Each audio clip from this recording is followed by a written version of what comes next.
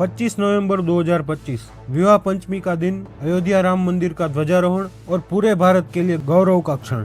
ये धर्म ध्वजा केवल एक ध्वजा नहीं,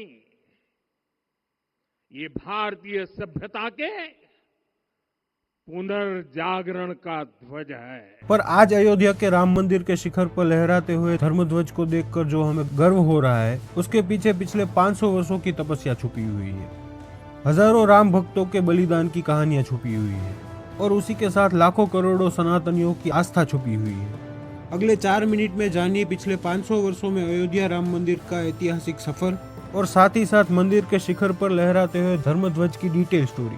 सन 1528 बाबर के सेनापति मीर बाकी ने बाबर के कहने पर अयोध्या राम मंदिर को ध्वस्त किया और बाबरी मस्जिद बनवाई और तब से ये विवाद चला आ रहा है। बाद में 17वीं सेंचुरी में जयपुर के राजा जयसिंह द्वितीय ने उस जमीन को खरीदा और फिर से पूजा शुरू करवाई।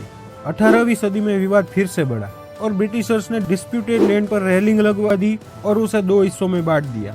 1858 में बाबा फकीर सिंह खालसा के साथ 25 निहंग सिखों ने मस्जिद के अंदर जाकर पूजा पाठ और हवन किया और मस्जिद की दीवारों पर राम राम लिख दिया। बाद में सन 1885 में ब्रिटिश राज के दौरान पहली बार ये मामला हाई कोर्ट पहुंचा। महंत रघुवीर दास ने इलाहाबाद हाई कोर्ट में याचिका दायर की और फिर साल आता है 1949। कहा जाता है राम जन्मभूमि स्थल पर जहां मस्जिद थी वहां भगवान राम की मूर्तियां प्रकट हुई और विवाद फिर से बढ़ा। 1980 से 90 के दशक में विश्व हिंदू परिषद और बीजेपी ने राम मंदिर आंदोलन की शुरुआत की और बाद में 1990 में लाल कृष्ण आडवाणी की लीडरशिप में सोमनाथ से अयोध्या तक रथ यात्रा का आयोजन हुआ, जिसमें लाखों कार सेवकों ने हिस्सा लिया। सोमनाथ से चला है और जिसने मन में संकल्प किया हुआ है कि 30 अक्टूबर को वहां पर पहुंच करके कार सेवा करेंगे और मंदिर वहीं बनाएंगे। बाद में 6 दिसंबर 1992 को हजारों कार सेवक अयोध्या पहुंचे और दोपहर 2 बजे बाबरी मस्जिद के ढांचे को गिरा दिया गया और वहीं पर अस्थायी मंदिर बनाकर पूजा की शुरुआत हुई। और यही वो टाइम था जब कई राम भक्तों ने इस आंदोलन में अपने प्राणों की आहुति दी। कई कार सेवकों को गोलियों से छलनी कर दिया गया। साल 2003 इलाहाबाद हाई कोर्ट के ऑर्डर्स पे ये मामला एएसआई को सौंपा गया और खुदाई के दौरान विवादित जमीन पर मंदिर होने के क्लियर एविडेंस मिले। इसी के साथ जगत गुरु रामभद्राचार्य जी के द्वारा ऐतिहासिक तथ्यों के साथ गवाही भी दी गई और फाइनली 9 नवंबर 2019 को सुप्रीम कोर्ट ने फैसला सुनाया कि ये जमीन रामलला की है और इसे हिंदू समाज को सौंप दिया जाए और साथ ही साथ ये भी आदेश दिया कि सुन्नी मुस्लिम बोर्ड को मस्जिद बनाने के लिए 5 एकड़ जमीन अलग से दी जाए। बाद में 5 अगस्त 2020 को प्रधानमंत्री मोदी ने राम जन्मभूमि मंदिर का शास्त्रोक्त विधि के साथ शिलान्यास किया। और फिर आता है 22 जनवरी 2024 का वो ऐतिहासिक दिन जब 500 वर्षों का इंतजार खत्म हुआ।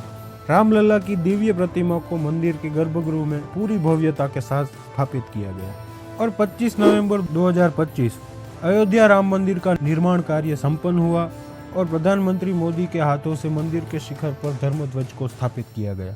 अब ये धर्मध्वज क्या है ये भी जान लेते हैं। 22 फीट लंबे और 11 फीट चौड़े इस ध्वज में मेनली 3 सिंबल दिए गए हैं, जिसमें ओमकार, सूर्य और कोईदार वृक्ष को अंकित किया गया है।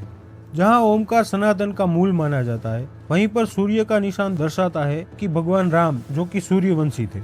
और तीसरा है कोईदार वृक्ष। कहा जाता है कि कोईदार प्राचीन भारत का पहला हाइब्रिड वृक्ष था।